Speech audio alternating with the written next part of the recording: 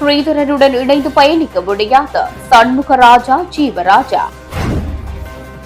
2009க்கு பிறகு தமிழ் தேசியத்தை மௌனிக்க விடாது வைத்தவர் சம்பந்தன், சாணக்கியன் புகழாரம். அனாதைகளாக இருந்த தமிழர்களை வழிநடத்தியவர் சம்பந்தன், ஸ்ரீதரன் கருத்து. தகுதியற்ற அபிவிருத்தி குழு தலைவரால் எனது சிறப்புரிமை மீறப்பட்டுள்ளது, அர்ஜுனா குற்றச்சாட்டு.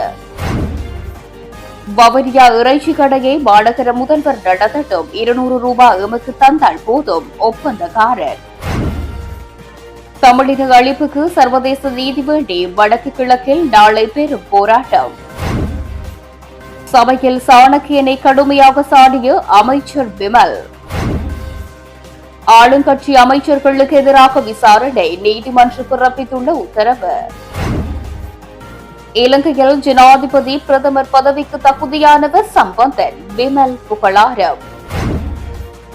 6 மாதங்களுக்கு முன்பு எழுப்பப்பட்ட கேள்விக்கு இன்றும் பதிலில்லை, சாணக்கியன். தொடர்வது விரிவான செய்திகள். செம்மணி அணையா விளக்கு போராட்டத்தில் நான் எவ்வித குழப்பங்களையும் மேற்கொள்ளவில்லை. என்னை ராணுவ புலனாய்வு பிரிவு என ஸ்ரீதரன் எம்பி தெரிவித்தார். இனி அவருடன் பயணிக்க முடியாது என முன்னாள் பிரதேச சபை உறுப்பினர் சண்முகராஜா ஜீவராஜா தெரிவித்துள்ளார். யாழ் ஊடக மையத்தில் இன்று இடம்பெற்ற ஊடகவியலாளர் சந்திப்பில் அவர் இதனை தெரிவித்தார். செம்மணி நிகழ்வின் போது அன்றைய பொழுது பேசுபொருளாக சில நபர்களால் நான் சித்தரிக்கப்பட்டேன். அதற்காக நான் இன்றைக்கு குரல் கொடுக்க வேண்டிய கட்டாயம் இருக்கிறது. உண்மையாகவே எமது இனம், எமது தேசத்திலே நடைபெறுகிற ஒரு ஈனமான செயலே. இது ஒரு ஜூலை 23 நடந்த சம்பவம் போல இன்று செம்மணி புதைக்குழியை நாங்கள் பொறுப்பெடுக்கலாம். அந்த செம்மணி புதைக்குழி சர்வதேசம்தான் எங்களுக்கு ஒரு முடிவை தர வேண்டும். அன்றைய சூழ்நிலையிலே எம்மை எல்லோரும் ஒரு தப்பான அபிப்பிராயத்தை குறித்திருந்தார்கள். அது வன்மையாக கண்டிக்கப்படுகிறேன். டக்ளஸ் தேவானந்தா ஒரு விடயம், மற்றது எம்பிபி ஒரு பாராளுமன்ற உறுப்பினர், மற்றது எங்கட கௌரவ பாராளுமன்ற உறுப்பினர் சிவஞானம் ஸ்ரீதரன் ஐயாவளம் ஒரு இராணுவ புலனாய்வு என்ற ஒரு கோட்பாட்டுக்குள்ளே கதைக்கப்பட்டது. அதை உண்மையாகவே வன்மையாக கண்டிக்கிறேன். நான் கட்சியிலிருந்து, இலங்கை தமிழரசு கட்சியிலிருந்து சுமந்திரன் ஐயாவால் நான் 3 மாதத்துக்கு முதல் நிராகரிக்கப்பட்டு இந்த கட்சியிலிருந்து விலத்தியிருக்கிறேன். உண்மையாகவே இந்த சிவஞானம் ஸ்ரீதரன் ஐயாவும் சுமந்திரன் ஐயாவும் தனிப்பட்ட பிரச்சனைகள் காரணமாக இந்த இலங்கை தமிழரசு கட்சியிலே எத்தனையோ சிதைவுகள் நடந்து கொண்டிருக்கிறது. இது தேசிய தலைவரால் உருவாக்கப்பட்ட கட்சி. நாங்கள் எமது கிளிநொச்சி மாவட்டத்தை பொறுத்தவரையிலே மக்கள் எல்லோரும் என்னிடம் பல கேள்விகள் கேட்கிறார்கள், என்ன நடந்தது, என்ன பிரச்சனை என்று. உண்மையாகவே நான் 10 வருடமாக இலங்கை தமிழரசு கட்சியிலே தான் தமிழ் தேசிய கூட்டமைப்போடும் நான் சேர்ந்து பயணித்தோரால் அன்று தொட்டு 2009 தமிழீழ விடுதலை புலிகள் காலத்திலே நாங்கள் என்ன செய்தோம், எது செய்தோம் என்பது எமது விடுதலை புலிகளை பொறுத்தவரையிலே தெரியும். ஆனால் அன்றைய பொறுத்தவரையிலே கௌரவ பாராளுமன்ற உறுப்பினர் சிவஞானம் ஸ்ரீதரன் ஐயா கதைத்தது எனது மக்களுக்கும் எனக்கும் ஒரு கொச்சப்படுத்தக்கூடிய விடயமாக தெரிகிறது. ஆகவே இனி வரும் காலங்களிலே நாங்கள் இலங்கை தமிழரசு கட்சியோடு சேர்ந்து பயணித்தாலும் கௌரவ பாராளுமன்ற உறுப்பினர் சிவஞானம் ஸ்ரீதரன் ஐயாவோடு பயணிக்க முடியாது என்பதை நான் கிளிநொச்சி மக்களுக்கு மனவருத்தத்துடன் தெரிவிக்கிறேன். ஏனென்றால் இந்த வார்த்தை பயணித்து இனியும் மீண்டும் நாங்கள் அதில் பயணித்தால் என்னிடம் கேட்பார்கள், அவரிடமும் பல கேள்விகள் கேட்பார்கள். அவருடைய அரசியலுக்கும் நாங்கள் பங்கம் வகிக்கக்கூடாது. நாங்கள் தனிப்பட்ட ரீதியிலே தான் போக ஆசைப்படுகிறோம். இந்த தலைவர் தெரிவுகளிலே ஒரு சமசமாக இலங்கை தமிழரசு கட்சி சமாதானமாக மீண்டும் என்னை இலங்கை தமிழரசு கட்சியில் இணைத்து கொண்டால் நான் அதில் சேருவதற்கும் நான் மனப்பூர்வமாக இருக்கிறேன். ஏனென்றால் எந்த ஒரு கேள்வியும் இல்லாமல் என்னை கட்சியிலிருந்து நிராகரித்தது சுமந்திரன் ஐயா. உண்மையாகவே அதை மீள் பரிசோதனை செய்ய வேண்டும் என்பது எனது கட்டளை. ஆகவே இல்லை என்றால் நாங்கள் ஒரு சுயேட்சையில் தேர்தல் கேட்க வேண்டிய கட்டாயம் இருக்குது. ஏனென்றால் கிளிநொச்சி மக்களை நாங்கள் காப்பாற்ற வேண்டிய கடமை இருக்கிறது. கிளிநொச்சி மாவட்டத்திலே என்னை நம்பி எத்தனையோ மக்கள் இருக்கிறார்கள். அவர்களுக்கு நான் ஒரு குரல் கொடுக்க வேண்டும். வடக்கு கிழக்கிலே தமிழ் பேசும் மக்களுக்கு குரல் கொடுக்க வேண்டும். உலகத்தில் பல்லாயிரம் தமிழர்கள் என்னை பற்றி தப்பான கணக்கு போட்டிருக்கலாம். அதற்காகத்தான் இன்றைக்கு பிரஸ் மீட் நான் சந்திக்கிறேன். நான் இப்போ என்பிபி வேட்பாளர் இளங்குமரன் அவர்களும் என்னை பற்றி வன்மையாக ஒரு கீழ்த்தனமான பதிவுகளை போட்டார்.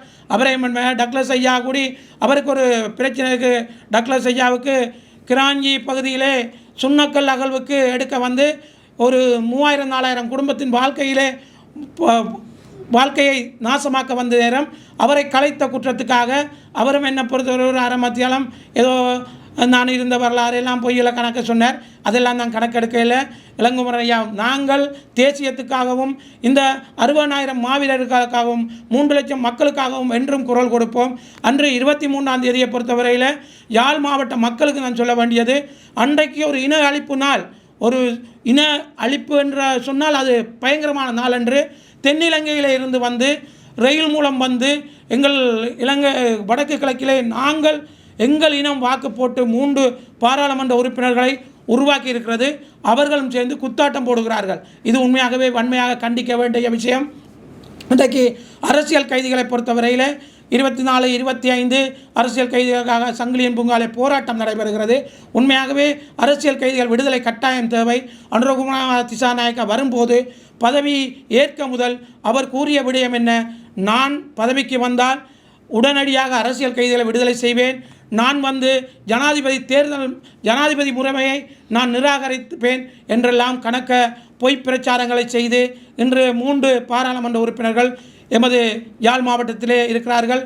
ஒரு அமைச்சர் இருக்கிறார், ஒரு ஆளுநர் இருக்கிறார். ஆகவே தயவு செய்து இந்த அரசியல் கைதிகள் கட்டாயம் விடுதலை செய்ய வேண்டும் என்பதும் எனது கோரிக்கை.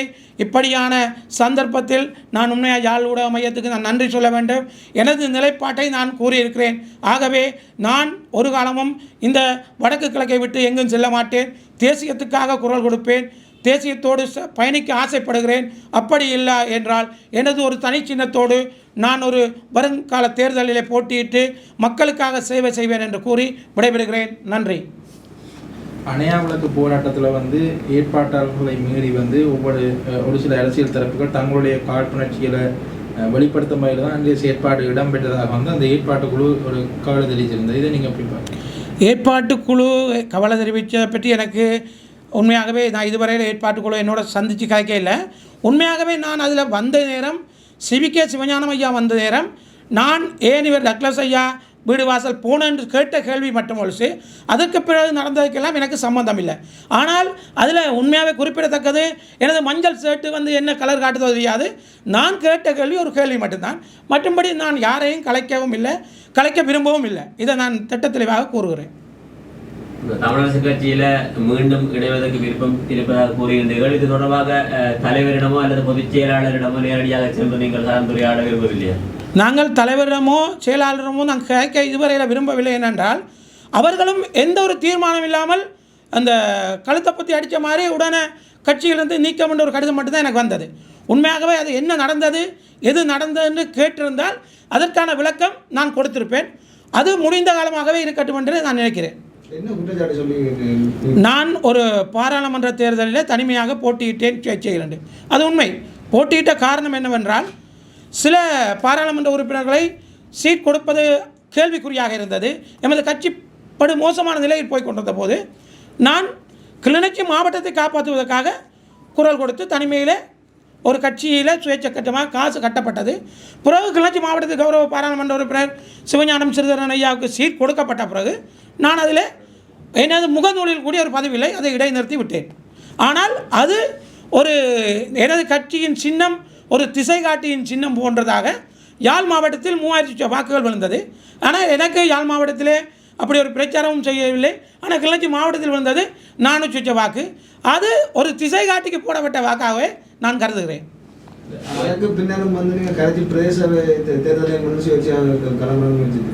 களமிறங்க முயற்சித்தேன். அது சில சக்திகளால் அது நிராகரிக்கப்பட்டு விட்டது. யுத்தத்துக்கு பின்னர் ஆயுத போராட்டம் மௌனிக்கப்பட்டதன் பின்னர் தமிழ் மக்களின் தேசிய உரிமையை மௌனிக்க விடாது பாதுகாத்து வைத்தவர் சம்பந்தன் என பாராளுமன்ற உறுப்பினர் சாணக்கியன் சபையில் தெரிவித்தார். அவருடைய துணிச்சல், அவருக்கு இருந்த அந்த அளவு துணிச்சல் வேறு எவருக்குமே அந்த காலப்பகுதியில் இருக்கவில்லை. ஒரு இளம் சட்டத்தரணியாக இன்று நாங்கள் பாராளுமன்ற உறுப்பினராக பல போராட்டங்களை முன்னெடுத்தாலும் கூட ஒரு சட்டத்தரணியாக அந்த போராட்டங்களை அவர் முன்னெடுத்தவர். அந்த அளவுக்கு ஒரு ஆளுமை மிக்க ஒரு தலைவர். அதிலே மிக முக்கியமாக இன்னொரு விடயத்தை சொல்ல வேண்டும். இதான் மிக பிரதானமான விடயம். 2009ஆம் ஆண்டு விடுதலை போராட்டம் மௌனிக்கப்பட்டதுக்கு பிறகு இந்த நாட்டிலே தமிழ் மக்களை முழுமையாக நாங்கள் அழித்து விட்டோம். இனி தமிழ் மக்களுக்கு அரசியல் தீர்வு என்ற விடயத்தை பற்றி பேச வேண்டிய சந்தர்ப்பத்தை நாங்கள் வழங்க வேண்டிய தேவையில்லை. இந்த நாட்டிலே இனி தமிழ் மக்கள் நாங்கள் சொல்றபடிதான் வாழ வேண்டும். ஏனென்றால் யுத்தத்தை இலங்கை அரசாங்கம் வென்றுவிட்டது என்ற ஒரு மனநிலை இருந்த பொழுது மீண்டும் ஜனநாயக ரீதியாக தமிழ் மக்களுக்கு இந்த நாட்டிலே அரசியல் தீர்வு தேவை. தமிழ் மக்கள் ஒரு அரசியல் தீர்வை பெறுவதற்கான சகல தகுதியும் உள்ள ஒரு இனம், ஒரு தேசிய இனம் என்றதை மீண்டும் வலியுறுத்தியது எங்களுடைய மதிப்புக்குரிய மறைந்த தலைவர் சம்பந்தன் ஐயா அவர்கள் தான். அன்று 2009ஆம் ஆண்டு விடுதலை போராட்டம் மௌனிக்கப்பட்டதுக்கு பிறகு தமிழ் தேசிய கூட்டமைப்பை தலைமை தாங்கி தொடர்ச்சியாக அந்த திருகோணமலை மாவட்டத்தை மட்டும் வென்றது மாத்திரமல்ல, தமிழ் தேசிய கூட்டமைப்பை வெற்றி பெற செய்தார். 2010ஆம் ஆண்டு, 15ஆம் ஆண்டு, 2020ஆம் ஆண்டிலும் கூட 88-89 வயதிலே திருகோணமலை மக்கள் அவருக்கான அந்த அங்கீகாரத்தை கொடுத்திருந்தார்கள். ஏனென்றால் அவர் மீது வைத்த நம்பிக்கை. நாங்கள் இன்று 2025ஆம் ஆண்டிலேயும் தமிழ் மக்களுக்கு ஒரு புதிய அரசியல் தீர்வு வேண்டும், தமிழ் மக்களுக்கு தேசிய பிரச்சனைக்கு ஒரு தீர்வு வேணும் என்று பேசுவதற்கு இந்த வழியை ஜனநாயக அரசியல் இந்த வழியை ஏற்படுத்தி தந்த பெருமை எங்களுடைய மறைந்த தலைவர் சம்பந்தன் ஐயாவுக்கு தான் சேரும். அந்த வகையிலே அவருடைய இழப்பு வெறுமனே தமிழ் இனத்துக்கு மாத்திரமல்ல, அவருடைய குடும்பத்தினருக்கு மாத்திரமல்ல, அதே போலதான் அவருடைய குடும்பத்தினரை பற்றியும் இந்த இடத்திலே சொல்ல வேண்டும். ஐயாவுடைய வாழ்க்கையை முழுமையாக சம்பந்தன் ஐயா அவர்கள் இந்த இனத்துக்காக அர்ப்பணித்தது தான் எங்களுக்கு தெரியும். ஆனால் அவருடைய குடும்பத்தினர்கள் அவருக்காக தங்களுடைய வாழ்க்கையை அர்ப்பணித்தார்கள். அவருடைய மகன், அவருடைய மகள், அவருடைய 2 மகன்களும் முழுமையாக தங்களுடைய நேரத்தை சம்பந்தன் ஐயா அவருடைய நலனுக்காக அவரை பார்த்துக் கொள்வதிலே அவங்களுடைய முழு நேரத்தை செலவழித்தார்கள். ஐயா அவர்கள் தமிழ் மக்களுக்காக செயல்படுவதற்கு அவருடைய குடும்பத்தினர் அவருக்கு பக்கபலமாக நின்றார்கள். நாங்கள் அந்த ஐயாவை சந்திக்க அந்த இல்லத்துக்கு போகும் பொழுதெல்லாம் எங்களுக்கு உபசரிப்பு செய்து, எங்களை மாத்திரமல்ல அவரை சந்திக்கவாறு எவராயிருந்தாலும் அவர்களுக்கு உபசரிப்பு செய்தது அவருடைய குடும்பத்தினர் தான். ஐயாவுக்கு இந்த தமிழ் மக்களுக்காக தன்னுடைய அரசியலை முன்னெடுக்கிறதுக்கு துணையாக பக்கபலமாக அவருடைய குடும்பத்தினர் நின்றார். அதையும் இந்த சந்தர்ப்பத்திலே சொல்ல வேண்டும். அவருடைய இழப்பு தமிழ் இனத்துக்கு மாத்திரமல்ல, ஒட்டுமொத்த இந்த நாட்டுக்கும் ஒரு இழப்பு. அது நான் அவருடன் பல கூட்டங்களுக்கு 2020ஆம் ஆண்டு நான் பாராளுமன்றத்துக்கு தெரிவு செய்யப்பட்டதுக்கு பிறகு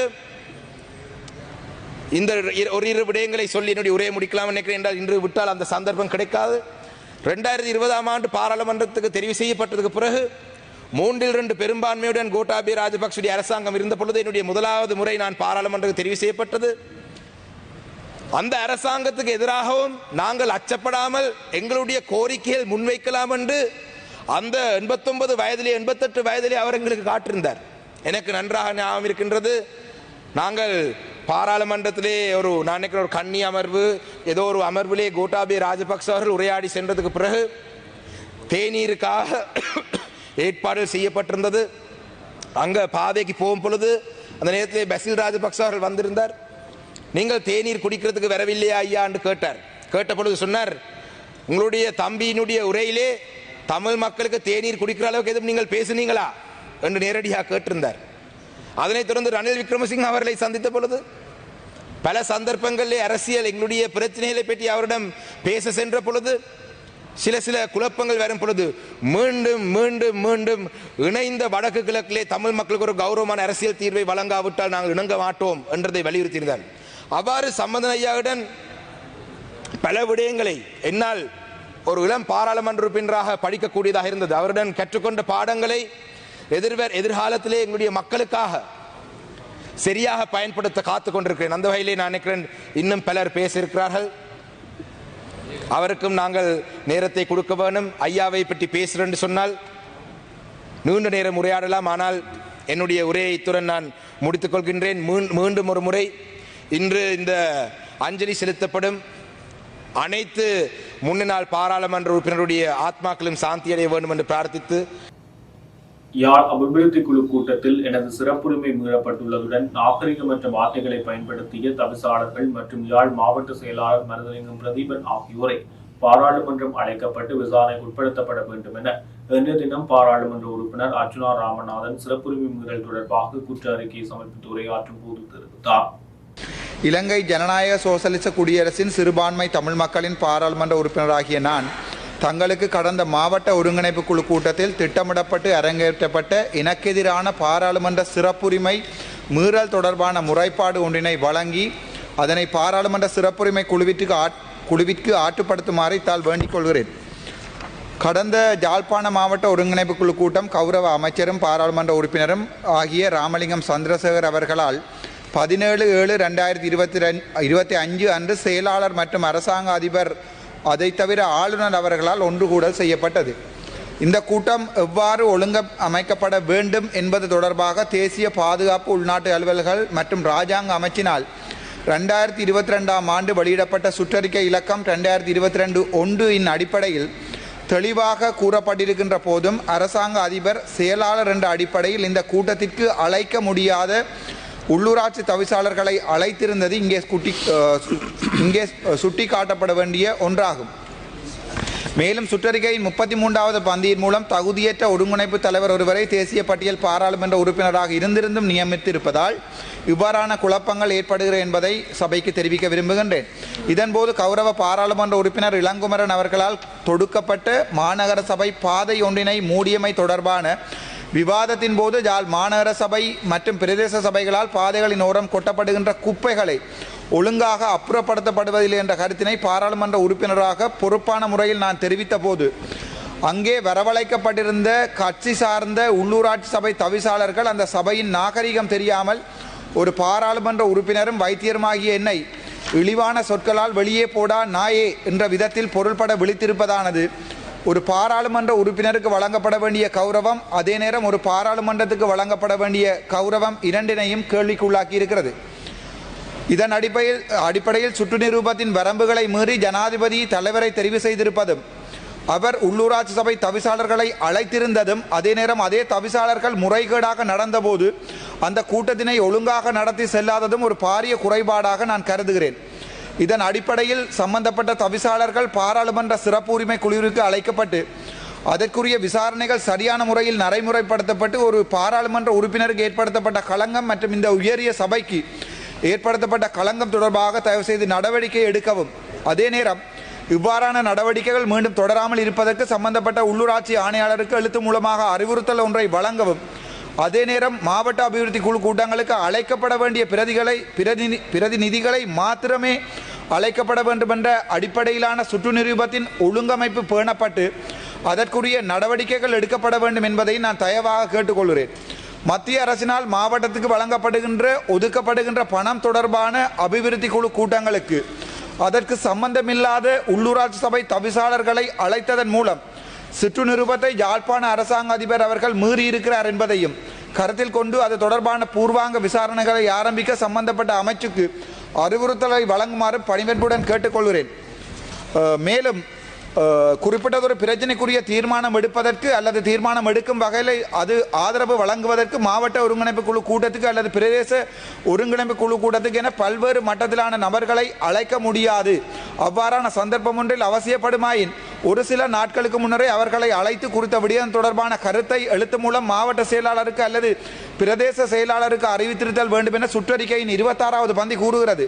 இந்த சுற்றறிக்கையினை யாழ்ப்பாண அரசாங்க அதிபர் மானா பிரதீபன் மீறியிருப்பதாலும் கூட்டத்திற்கு ஒவ்வாத சம்பந்தமில்லாத தனிநபர்களையும் அரசியல்வாதிகளின் கையாட்களையும் நுழைய அனுமதிப்பது ஒரு மாவட்டத்தின் அபிவிருத்திக்கு பொறுப்பான ஒருங்கிணைப்பு குழு கூட்டத்தை திட்டமிட்டு சிதைப்பதாக பொதுமக்கள் கருதுவதால் அரசாங்க அதிபர் மானா பிரதீபன் இக்குழுவிற்கு அழைக்கப்பட்டு விசாரணைக்கு உட்படுத்தப்பட வேண்டும். இதன் அடிப்படையில் இந்த சிறப்புரிமை மீறல் தொடர்பான முறைப்பாட்டினை சரியான முறையில் ஆற்றுப்படுத்துமாறு கௌரவ பிரதி சபாநாயகர் அவர்களை அன்புடன் வேண்டிக் கொள்கிறேன். நன்றி. There is wide disparity between your English and your Tamil translation given here. Anyway, I will forward it to the Speaker for appropriate action. Tamil மக்களுக்கான அரசியல் தீர்வு கிடைக்கும் என பல்வேறுபட்ட பேச்சுவார்த்தைகளில் ஈடுபட்டு பல முயற்சிகளை செய்த சம்பந்தனை ஆட்சியாளர்கள் ஏமாற்றி அவரை இறுதியில் ஒரு ஏமாற்றப்பட்ட தலைவராக மாற்றிவிட்டார்கள் என பாராளுமன்ற உறுப்பினர் ஞானமுத்து ஸ்ரீநேசன் தெரிவித்தார். சம்பந்தனையாவை பொறுத்தமட்டில் அவர் திருகோணமலையை பிரதிநிதித்துவப்படுத்துகின்ற ஒரு பாராளுமன்ற உறுப்பினராக இருந்ததோடு மட்டுமல்லாமல் அவர் தமிழர் விடுதலை கூட்டணியின் ஊடாக அரசியலுக்கு வந்து பின்னர் இந்த கட்சி அடிக்கடி பெயர் மாற்றங்கள் பெற்றாலும் அந்த கட்சியின் தன்மை அப்படியே இருந்து கொள்ளக்கூடிய விதத்தில் தமிழ் தேசிய கூட்டமைப்பு, தமிழரசு கட்சி என்ற அடிப்படையில் அவருடைய பயணம் அமைந்திருந்தது. அவரை பொறுத்தமட்டில் ஒரு சிறந்த ஒரு சட்டத்தரணியாக காணப்பட்டார். அது மாத்திரமல்லாமல் சட்டப்பீடத்தில் முதலாந்தர வகுப்பில் சித்தியடைந்த ஒரு சட்டத்தரணியாக அவர் காணப்பட்டார். உண்மையில் அவர் சட்ட தொழிலை பொறுத்தமட்டில் அதில் தேர்ச்சி பெற்றவராக இருந்தார்.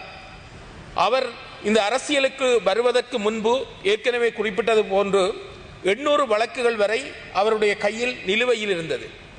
அந்த அனைத்தையும் விட்டுவிட்டு 1977ஆம் ஆண்டில் அவர் தேர்தல் அரசியலுக்குள் வந்தார். அதற்கு முன்பும் அவருடைய அரசியல் செயல்பாடுகள் என்பது தமிழ் பேசும் மக்கள் சார்பாக, தமிழ் மக்கள் சார்பாக இருந்திருக்கின்றது.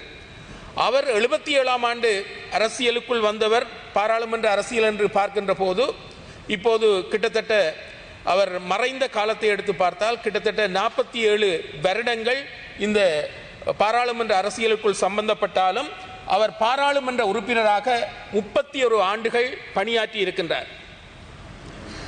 அவர் ஏன் இந்த அரசியலுக்குள் வந்தார் என்று பார்க்கின்ற போது தமிழ் மக்கள் சமத்துவமாக நடாத்தப்படுகின்ற ஒரு நிலைமை இருந்திருந்தால் அவர் ஒரு சிறந்த சட்டத்தரணியாக இருந்து ஜனாதிபதி சட்டத்தரணியாக கூட மாறி அவர் ஒரு உயர்ந்த நிலைக்கு இருக்கக்கூடியவர். அந்த 800 வழக்குகளையும் தூக்கி வீசிவிட்டு அவர் இந்த தமிழர்களுக்கான அரசியலுக்காக அவர் நுழைந்தார்.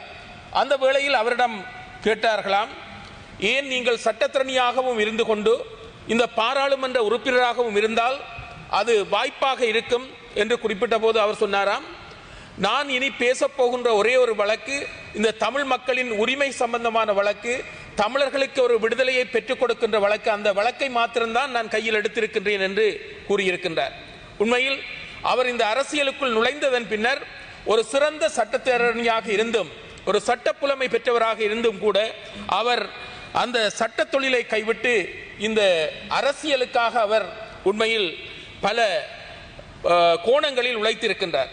அவரை பொறுத்தமட்டில், உள்நாட்டை பொறுத்தமட்டில் ஜே.ஆர். ஜெயவர்தன, ரணசிங்க பிரேமதாச, சந்திரிகா பண்டாரநாயக்கா குமாரதுங்க, அடுத்ததாக மஹிந்த ராஜபக்ச, கோத்தபாய ராஜபக்ச, ரணில் விக்ரமசிங்க போன்றவர்கள் குடியரசின் தலைவர்களாக இருந்தபோது தன்னால் இயன்றவரை அவர்களோடு செயல்பட்டு தமிழ் மக்களுக்கு ஒரு தீர்வை பெற்றுக் கொடுக்க வேண்டும், தான் கண்மூடுவதற்கு முன்பாக தமிழ் மக்கள் ஒரு தீர்வை பெற்று அவர்கள் சமத்துவமான பிரஜையாக இந்த நாட்டில் வாழ வேண்டும் என்பதை ஒரு திடமாக கொண்டு உழைத்திருந்தார்.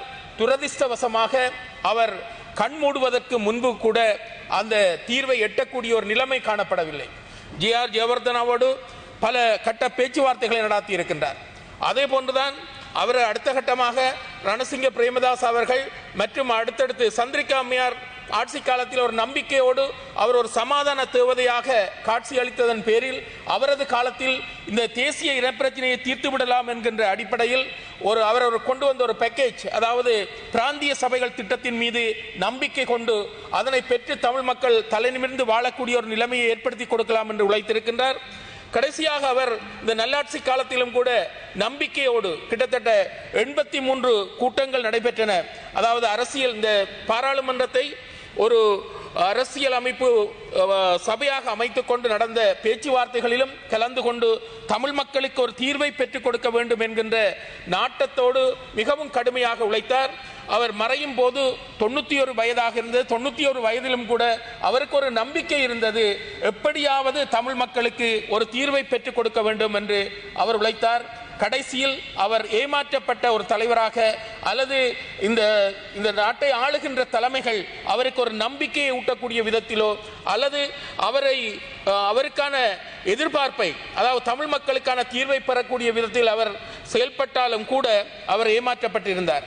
தமிழரசு கட்சியின் சாபக தலைவராக இருந்த தந்தை செல்வநாயகம் அவர்கள் கூட அந்த நேரத்தில் நம்பிக்கையோடு உழைத்தும் கூட பல ஒப்பந்தங்கள் செய்யப்பட்டு கிழித்தறியப்பட்டதன் பின்னர் அவர் நம்பிக்கை இழந்து காணப்பட்டார். அதே போன்றுதான் சம்பந்தன் ஐயாவும் இறுதி தருணத்தில் தமிழ் மக்களுக்கான ஒரு விடிவை பெற்றுக் கொடுக்கவில்லை, தீர்வை பெற்றுக் கொடுக்கவில்லை என்ற ஏக்கத்தோடு தான் அவர் கண்களை மூடியிருக்கின்றார் என்பதை நோக்குகின்ற போது எமது நாட்டை ஆண்ட தலைமைகள் அவரை ஏமாற்றி இருக்கின்றார்கள் என்பதை நாங்கள் காணுகின்றோம். மாநகர சபை மேஜர் இறைச்சி கடையை நடத்தட்டும், கிலோக்கு வரும் 800 ரூபாய் லாபத்தில் 200 ரூபாய் எமக்கு தரட்டும் என வவுனியா மாநகர சபைக்குட்பட்ட நகர இறைச்சி கடை ஒப்பந்தக்காரரான என்று ரிசாம் தெரிவித்துள்ளார். வவுனியா குருமன்காடு பகுதியில் இன்றைய தினம் மாலை இடம்பெற்ற ஊடக சந்திப்பின் போது அவர் இவ்வாறு தெரிவித்தார். அவர் மேலும் தெரிவிக்கையில், வவுனியா மாநகர சபையின் கீழுள்ள நகர மாட்டிறைச்சி கடை ஒப்பந்தக்காரர் என்ற அடிப்படையில் நான் மக்களுக்கு சில விடயங்களை தெளிவுபடுத்த வேண்டியுள்ளது. கடந்த 5 நாட்களாக மாட்டிறைச்சி கடை மூடப்பட்டுள்ளது. அதன் ஒப்பந்த உரிமையாளர் என்ற அடிப்படையில் மக்கள் ஏன் கடையை பூட்டியுள்ளீர்கள் என என்னிடம் கேட்கின்றார்கள். மாநகர சபைக்கு சொந்தமான மாடு கறக்கும் மடுவத்தை பல லட்சம் ரூபாய் கொடுத்து குத்தகை அடிப்படையில் தான் நாம் அதை எடுத்துள்ளோம். கடந்த 5 நாட்களுக்கு மேல் மின்சாரம் துண்டிக்கப்பட்டிருந்தது. அதிகாலை சென்று இருட்டுக்குள் மாடு அறுத்து வேலை செய்ய முடியாததால் நாம் அதனை மூடியுள்ளோம். வவுனியா மாநகர ஆணையாளரிடம் சென்று கதைத்ததன் அடிப்படையில் செவ்வாய்க்கிழமை சீர் செய்து மின் இணைப்பை பெற்று தந்துள்ளார். அதற்கு அவருக்கு நன்றியை கூறிக்கொள்கின்றேன். மாநகர சபைக்கு உட்பட்ட மடுவத்தில் அவர்களது சட்ட திட்டத்திற்கு அமையவே நாம் தொழில் செய்து வருகின்றோம். மாநகர சபை மடுவத்தில் சுகாதார பிரச்சினை என ஊடகங்களிலும் சமூக வலைதளங்களிலும் போட்டு எமக்கு வியாபாரம் குறைந்துள்ளது. இவர்கள் நினைக்கின்றார்கள் மடுவம் எமது சொந்த இடம் என்று. எங்களது இஷ்டத்துக்கு மாட்டை அறுத்து கடையில் விற்பதாக நினைக்கின்றார்கள். ஆனால் அப்படியல்ல. மாநகர சபைக்குரிய சுகாதார பரிசோதகர் மாட்டை பார்த்து இறைச்சியை கடைக்கு கொண்டு செல்வதற்கான அனுமதிகளை வழங்கிய பின் தான் கடைக்கு வருகின்றது. ஆனால் இவர்கள் மாடுகளை அறுத்து முடிந்த பின் வரும் கழிவுகளை பார்த்து படமெடுத்து சுகாதாரம் இல்லை என போடுகின்றார்கள். எந்த இடத்திலும் கழிவுகளை எடுத்தால் சுகாதாரம் இல்லாமல் தான் இருக்கும். பேஸ்புக்கிலும் சில இணையதளங்களிலும் சில மாநகர சபை உறுப்பினர்கள் தங்களது சமூக வலைதளங்களிலும் இதனை பகிர்ந்துள்ளனர். மக்களால் நிராகரிக்கப்பட்டு போனஸ் ஆசனத்தில் வந்த சில உறுப்பினர்கள் அரசியல் ரீதியாக எம்மை பழிவாங்குவதற்காக இப்படி செய்கின்றார்கள். கடந்த நகர சபையில் வெற்றி பெற்று முழுமையாக 5 வருடம் இருந்தார்கள். அப்போது இந்த சுகாதார சீர்கேடு அவர்களுக்கு தெரியவில்லை. மக்கள் விரும்பாமல் தோற்கடிக்கப்பட்ட பின்னர் அரசியல் ரீதியாக எம்மை பழி வாங்குகின்றார்கள். இதில் எங்களுக்கு எந்தவித பிரச்சனையும் இல்லை. நாங்களும் 1 மாதம் கடை பூட்டவும் தயார். எங்களுக்கு பூட்டப்பட்டுள்ள காலத்திற்குரிய குத்தக பணத்தை திருப்பி தருமாறு ஆணையாளரிடம் முறைப்பாடு செய்துள்ளோம். இறைச்சி விலை கூட விற்பதாக கூறுகின்றார்கள். 40 கிலோ இறைச்சி வரக்கூடிய மாட்டை மக்களிடம் சென்று வாங்கும் போது 70,000 75,000க்கு குறைய வாங்க முடியாது. அதை நாங்கள் 2,000 ரூபாய் படி விற்றால் எங்களுக்கு 80,000 ரூபாய் தான் வரும். இவர்கள் 40-50 லட்சம் ரூபாய் குத்தகை பெறுகின்றார்கள். அதைவிட ஒரு மாட்டுக்கு தலைக்கு 300 ரூபாய் அறவிடுகின்றார்கள். இறைச்சிக்கு கிலோவுக்கு 10 ரூபாய் அறவிடுகின்றார்கள். எங்களூடாக லாபம் எடுக்கின்றார்கள். ஆனால் கஷ்டப்படுவது நாங்கள், லாபம் எடுப்பது மாநகர சபை. நாங்கள் இதை விட்டுவிட்டு போகின்றோம். கௌரவ மாநகர சபை மேயர் இந்த கடையை செய்யட்டும். கிலோவுக்கு வரும் 800 ரூபாய் லாபத்தில் 200 ரூபாய் எமக்கு தரட்டும். சுகாதாரம் இல்லை என சொல்லி தமது சபை சுகாதார பரிசோதகரை தான் கேவலப்படுத்துகின்றார்கள். மாநகர சபை மேயர் சில உறுப்பினர்கள் தான் தெளிவு இல்லாமல் இருக்கின்றார்கள். மக்கள் தெளிவாக உள்ளார்கள். எமது சொந்த இடம் இது அல்ல. இவர்கள் சுகாதார பிரச்சனையை சீர் செய்து தரும் வரை கடையை பூட்ட தயாராக உள்ளோம். 1 மாதம் இல்லை 1 வருடம் என்றாலும் பூட்ட நாம் தயார் என்பதை மனவருத்தத்துடன் தெரிவித்துக் கொள்கின்றேன் என்றார். தமிழின அழிப்புக்கு சர்வதேச நீதி பொறிமுறையை வலியுறுத்தி வடக்கு கிழக்கு மாகாணங்களில் நாளை மாபெரும் போராட்டத்துக்கு அழைப்பு விடுக்கப்பட்டுள்ளன. வடக்கு கிழக்கு சமூக இயக்கத்தின் ஏற்பாட்டில் வடக்கு கிழக்கின் 8 மாவட்டங்களிலும் சம நேரத்தில் அதாவது காலை 10 மணிக்கு இந்த போராட்டங்கள் இடம்பெறவுள்ளன. யாழ்ப்பாணத்தில் செம்மணி மனித புதைக்குழி பகுதியிலும், முல்லைத்தீவில் மாவட்ட செயலகத்துக்கு அருகாமையிலும், கிளிநொச்சியில் கந்தசுவாமி ஆலயத்துக்கு அருகாமையிலும், வவுனியாவில் புதிய பேருந்து நிலையத்துக்கு அருகாமையிலும், மன்னாரில் நகர் பகுதிக்கும், அம்பாறையில் திருக்கோவில் பகுதியிலும், மட்டக்களப்பில் காந்தி பூங்கா பகுதியிலும், திருகோணமலையில் சிவன் கோவில் முன்பாகவும் இந்த போராட்டங்கள் இடம்பெறவுள்ளன. எதிர்வரும் செப்டம்பர் மாதம் ஐநா மனித உரிமைகள் பேரவையில் எடுக்கப்படும் இலங்கை தொடர்பான தீர்மானம் வரப்பெறும் வகையில் இந்த போராட்டங்களை ஏற்பாடு செய்துள்ளோம் என்று வடக்கு கிழக்கு சமூக இயக்கத்தினர் தெரிவித்துள்ளனர். இதேவேளை இந்த போராட்டங்களுக்கு ஆதரவாக மாண்புமிகு மலையக மக்கள் சிவில் சமூக கூட்டுணைவு அமைப்பினர் கொழும்பு ஐக்கிய நாடுகள் சபை வளாகத்தின் முன்பாக நாளை காலை 10 மணியளவில் கவன ஈர்ப்பு போராட்டத்தில் ஈடுபட உள்ளமையும் குறிப்பிடத்தக்கது. தேசிய மக்கள் சக்தி அரசாங்கம் மாகாண சபை முறைமையை ஒழிக்கப் போவதாக பத்திரிகையில் தலைப்பு செய்தி வெளியிடும் கீழ்த்தனமான நோக்கத்தில் கதைப்பதாக நாடாளுமன்ற உறுப்பினர் சாணக்கியனை பாராளுமன்றத்தில் சபை முதல்வர் பிமல் ரத்நாயக்க விமர்சித்துள்ளார். மேலும் அவர், நான் வினயமாக கேட்டுக்கொள்கின்றேன், இனவாத அரசியல் செய்து கொள்ளுங்கள், ஆனால் அதை நாடாளுமன்றில் பறைசாற்ற வேண்டாம், அதற்கு நாம் இடமளிக்க மாட்டோம் என்றார். அதேவேளை மட்டக்களப்பில் வீதி அபிவிருத்தி தொடர்பில் சாணக்கியன் கேட்டிருந்த கேள்விக்கு 6 மாதங்களின் பின்னர் பிரதி அமைச்சர் அளித்த பதிலுக்கு பின்னர் சாணக்கியன் உரையாற்றிய போது, மட்டக்களப்பில் அநேக வீதிகள் வீதி அபிவிருத்தி சபையின் கீழ் இருக்கின்றன, சில வீதிகளே பிரதேச சபையின் அதிகாரத்தில் இருக்கின்றன. வீதி அபிவிருத்தி சபையின் கீழ் இருக்கும் வீதிகளை அபிவிருத்தி செய்ய மத்திய அரசே நிதி வழங்க வேண்டும், ஆனால் மத்திய அரசிடம் எமக்கு நிதி கோர முடியாது. ஆதலால் வீதி அபிவிருத்தி சபைக்கு மாகாண சபையின் நிதி வழங்க முடியுமா என்ற கேள்விக்கு பிரதி அமைச்சர் பதிலளித்த பின்னர் சாணக்கியன் எம்பி, பாதைகளை அபிவிருத்தி செய்ய மாகாண சபைக்கு பணம் இல்லை என்பது உண்மை, ஆனால் அதற்கான தொழில்நுட்ப வசதிகள் இருக்கின்றது, ஆதலால் மாகாண சபைக்கு ஏன் நிதி வழங்க முடியாது?